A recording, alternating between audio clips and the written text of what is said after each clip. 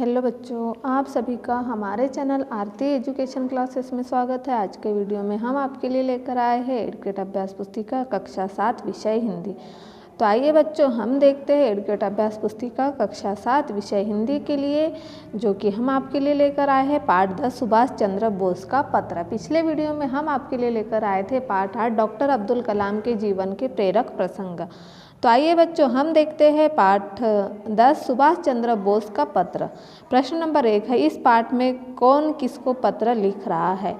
तो सुभाष चंद्र बोस श्री एन.सी. केलकर के नाम से पत्र लिख रहे हैं। जो सुभाष चंद्र बोस है वह एन.सी. केलकर के नाम से पत्र लिख रहे हैं। फिर है प्रश्न नंबर 2, सुभाष चंद्र बोस का नारा क्या था? तुम मुझे खून दो, मैं तुम्हें आज़ादी दूंगा। सुभाष चंद्र बोस का नारा क्या था?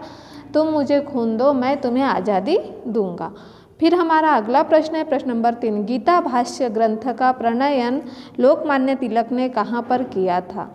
तो गीता भाष्य ग्रंथ का प्रणयन लोकमान्य तिलक ने मांडले जेल पर किया था। जो मांडले जेल है वहाँ पर गीता भाष्य ग्रंथ का जो प्रणयन था वहाँ लोकमान्य तिलक ने वहाँ पर किया था। फिर अगला है हमारा प्रश्न नंबर 4, मांडले जेल का परिवेश कष्टकारी क्यों था? तो मांडले जेल में बंदी से किसी को मिलने नहीं दिया जाता था। जो मांडले जेल था, मांडले जेल में बंदी से किसी को मिलने जुलने नहीं दिया जाता था। उनको सांत्वना देने वाली एकमात्र वस्तु यहाँ किताबें थी और वे कमरे में एकदम एकाकी रहते थे। उन्हें सांत्वना देने के लिए सिर्फ किताबें थी और वे लोग वहाँ पर क्या करते थे कि जेल में एकमात्र किताबें पढ़कर ही वहाँ रहते थे। फिर अगला प्रश्न है प्रश्न नंबर 5, सुभाष चंद्र बोस ने मांडले जेल को तीर्थस्थल क्यों कहा? तो सुभाष चंद्र बोस ने मांडले जेल को तीर्थस्थल इसलिए कहा है क्योंकि यहाँ भारत का एक महान सपूत लोकमान्य तिलक लगातार 6 वर्ष तक रहा है, इसीलिए इसे जेल को तीर्थस्थल कहा है। फिर अगला है प्रश्न नंबर 6, सुभाष चंद्र बोस ने नौजवानों की पीड़ा और लोकमान्य तिलक की पीड़ा में क्या अंतर पाया? तो लोकमान्य तिलक दंड संहिता के अंतर्गत बंदी थे और इस प्रकार आज के राजबंदियों की अपेक्षा कुछ मायनों में उनकी दिनचर्या कहीं अधिक कठोर रही होगी, इसीलिए उन्हें उनकी दिनचर्या में अंतर पाया गया। अब हम अगला प्रश्न की ओर बढ़ते हैं, प्रश्न नंबर 7। तो देखिए बच्चों, हमारा प्रश्न नंबर 7 है, औपचारिक व अनौपचारिक पत्र में अंतर लिखिए। औपचारिक पत्र, जो पत्र सरकारी कार्यालय के अधिकारियों, विद्यालय के प्रधानाध्यापक आदि को लिखे जाते हैं उन्हें औपचारिक पत्र कहते हैं। औपचारिक पत्र हम किसे कहेंगे? औपचारिक पत्र, जो पत्र सरकारी कार्यालयों के अधिकारियों, विद्यालयों के प्रधानाध्यापक आदि को लिखे जाते हैं उन्हें औपचारिक पत्र कहते हैं। और अनौपचारिक पत्र, ऐसे पत्र जो सगे संबंधियों, मित्रों, परिचितों को लिखे जाते हैं उन्हें अनौपचारिक पत्र कहते हैं। तो इस तरह से औपचारिक पत्र और अनौपचारिक पत्र में जो अंतर है वह हमने आपको यहाँ बता दिया है। अब हम देखते हैं मूल्यांकन 7, प्रश्न नंबर 8, दार्शनिक शब्द में इक प्रत्यय जुड़ा है। पाठ में से इक प्रत्यय वाले 2 शब्द छांटकर लिखिए, जैसे शारीरिक, मानसिक और राजनैतिक।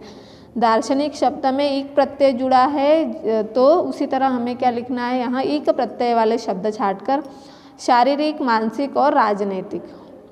प्रश्न नंबर 9 है, पाठ के आधार पर लोकमान्य तिलक की कोई 4 चारित्रिक विशेषताएं लिखिए। लोकमान्य तिलक उच्च कोटि के दर्शन शास्त्री थे, उनके अंदर अदम्य दृढ़ इच्छा शक्ति थी। लोकमान्य तिलक को स्वदेश के प्रति प्रेम था और लोकमान्य तिलक पक्के इरादे वाले मनुष्य थे। इस तरह से हमने लोकमान्य तिलक के कोई 4 चारित्रिक विशेषताएं यहाँ लिखी है। फिर अगला है प्रश्न नंबर 10, अपने मित्र को पत्र लिखिए जिसमें आपकी शाला के गणतंत्र दिवस के बारे में बताया गया हो। आमला, बैतूल, मध्य प्रदेश, दिनांक 15 जनवरी 2023। प्रिय मित्र राजकुमार, सप्रेम अभिनंदन। मैं यहाँ सकुशल हूँ, आशा करता हूँ कि तुम भी वहाँ कुशल पूर्वक होंगे। तुम यह जानकर अति प्रसन्न होंगे कि शाला में प्रत्येक वर्ष गणतंत्र दिवस बहुत बड़े स्तर पर मनाया जाता है, जिसमें अधिक तादाद में लोग भाग लेते हैं। इस अवसर पर शाला में अनेक कार्यक्रम किए जाते हैं। इस तरह से ही रहे तुम्हारा मित्र राजा। इस तरह से हमने यहाँ पर प्रश्न नंबर 10 अपने मित्र को पत्र लिखिए के बारे में यहाँ लिख दिया है। तो पत्र में हमें क्या लिखना था? गणतंत्र दिवस के बारे में जानकारी, जिसे कि हम 15 अगस्त के नाम से 26 जनवरी के नाम से जानते हैं। तो 15 अगस्त स्वतंत्रता दिवस और 26 जनवरी गणतंत्र दिवस। तो इस तरह से हमने यहाँ पर पत्र लिखकर यहाँ आपको बता दिया, इसे आप लिख लीजिए। और इस तरह से यदि आपको हमारा वीडियो अच्छा लगा हो और आप हमारे चैनल पर नए हो तो हमारे चैनल को सब्सक्राइब ज़रूर कर लीजिए और बेल आइकन को प्रेस करना ना भूलिए, ताकि आपको हमारे आने वाले वीडियो के नोटिफिकेशन मिलते रहेंगे।